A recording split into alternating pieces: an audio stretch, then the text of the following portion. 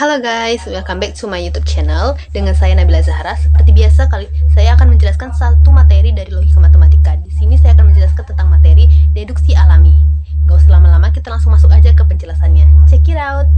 Nah, pertama-tama saya akan menjelaskan apa sih deduksi alami itu.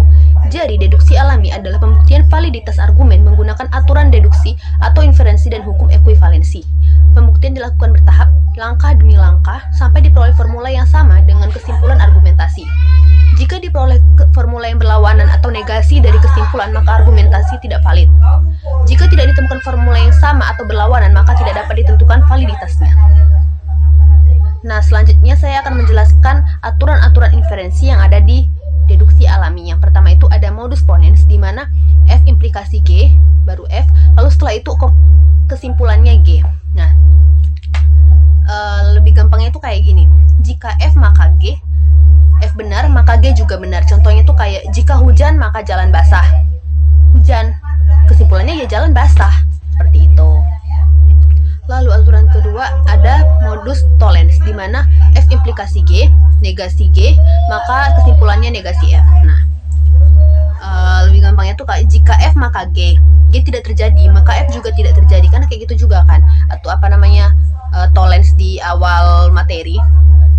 Contohnya itu kayak jika mobil hidup maka ada bensin, tidak ada bensin, ya udah mobil tidak hidup, itu kesimpulannya. Selanjutnya yang ketiga ada silogisme hipotesis, F implikasi G, G implikasi H, maka kesimpulannya F implikasi H. Jadi jika F menyebabkan B dan G menyebabkan H, maka ya F juga menyebabkan H. Contohnya itu kayak jika belajar kita paham, jika kita paham kita lulus, jika kita belajar ya kita lulus, itu kesimpulannya. Nah, lalu yang keempat ada silogisme disjungtif, di mana F disjungsi G, negasi G, dan kesimpulannya adalah G. Selanjutnya aturan yang kelima ada konjungsi. F benar, G benar, ya udah gabungkan jadi F dan G. Seperti itu. Selanjutnya ada dilema konstruktif, di mana F1 implikasi F2 dan G1 implikasi G2. F1 disjungsi F2, maka kesimpulannya F2 disjungsi G2. Selanjutnya yang ketujuh ada penambahan, di mana F lalu kesimpulannya F atau G lalu kesimpulannya G atau F. Jadi itu singkatnya, kalau misalnya yang pertama itu kan F baru kesimpulannya F atau G. Jadi kalau misalnya F itu benar, G-nya itu juga udah pasti benar. Lalu kebalikannya juga seperti itu. Selanjutnya yang kedelapan ada simplikasi, di mana F dan G lalu kesimpulannya F, atau F dan G kesimpulannya G. Jadi kalau F dan G itu sama-sama benar, maka kamu boleh ngambil salah satunya, terserah mau yang mana gitu. Misalnya, saya kuliah dan saya belajar, itu yang pertama. Baru kesimpulannya saya kuliah, baru atau saya kuliah dan saya belajar, kesimpulannya saya belajar, seperti itu. Nah, ini beberapa hukum dasar yang ada, hukum dasar ekuivalensi yang ada di deduksi alami. Namun untuk menghemat waktu, kita langsung masuk ke contoh soal aja. Kita masuk ke contoh soal yang pertama, di mana saya menggunakan modus ponens. Di mana kalimatnya yang pertama, jika Ruby belajar maka Ruby paham materi, jika Ruby paham materi maka Ruby lulus ujian. Ruby belajar, kesimpulannya Ruby lulus ujian. Selanjutnya kita ubah ke simbol logika, di mana P sebagai Ruby belajar, Q sebagai Ruby paham materi, dan R sebagai Ruby lulus ujian.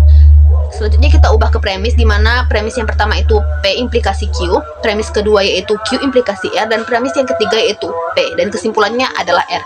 Selanjutnya kita lakukan pembuktian deduksi alami, di mana kan P implikasi Q sebagai premis pertama, Q implikasi R sebagai premis kedua, dan P sebagai premis ketiga. Selanjutnya kita eksekusi dulu premis 1 dan premis 3. P implikasi Q, baru di bawahnya P. Nah, menurut modus ponens hasilnya itu adalah Q. Selanjutnya kita eksekusi lagi Q implikasi R, di bawahnya Q. Dari mana Q-nya itu? Dari hasil yang pertama. Selanjutnya kalau dari hasil yang Q itu, kalau dari hasil modus ponens yaitu R. Nah, kesimpulannya ya terbukti Ruby lulus ujian dan itu valid. Nah, selanjutnya contoh soal yang kedua, saya menggunakan modus tollens.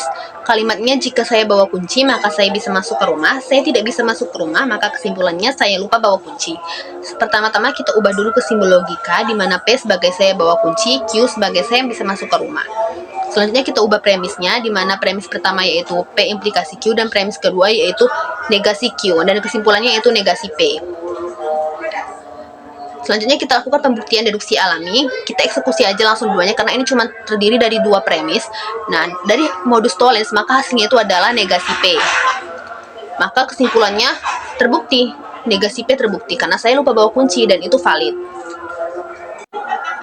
Selanjutnya, contoh soal yang ketiga, saya menggunakan silogisme hipotesis, di mana kalimatnya, jika jaringan internet stabil, maka server dapat diakses. Jika server dapat diakses, maka aplikasi dapat digunakan. Kesimpulannya, jika jaringan internet stabil, maka aplikasi dapat digunakan. Selanjutnya, kita ubah ke simbol logika, di mana P sebagai jaringan internet stabil, Q sebagai server dapat diakses, dan R sebagai aplikasi dapat digunakan. Selanjutnya kita ubah ke premisnya, di mana premis pertama yaitu P implikasi Q, dan premis kedua yaitu Q implikasi R, dan kesimpulannya itu P implikasi R, karena kita menggunakan silogisme hipotesis. Nah, selanjutnya kita lakukan pembuktian deduksi alami, karena ini cuma terdiri dari dua premis, ya udah kita langsung eksekusi aja, dan hasilnya yaitu P implikasi R. Nah, kesimpulannya yaitu terbukti karena aplikasi dapat digunakan jika jaringan internet stabil dan hasilnya valid. Baik, segitu saja penjelasan dari saya tentang materi deduksi alami. Semoga kalian mengerti dan bisa memahami tentang apa yang saya jelaskan. Terima kasih.